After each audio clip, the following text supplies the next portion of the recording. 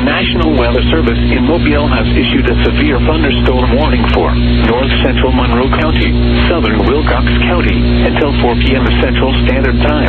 At 13 p.m. Central Standard Time, a severe thunderstorm was located near Camden, moving northeast at 40 miles per hour. Hazard, 60 miles per hour wind gusts and penny-size hail. Source, radar indicated. Impact, expects damage to roofs, siding, and trees. Locations impacted include Camden, Friedenberg, and Yellow Bluff.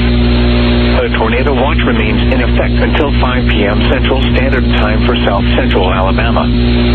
For your protection, move to an interior room on the lowest floor of a building. Repeating, a severe thunderstorm warning has been issued until 4 p.m. Central Standard Time for the following county: Wilcox, Alabama.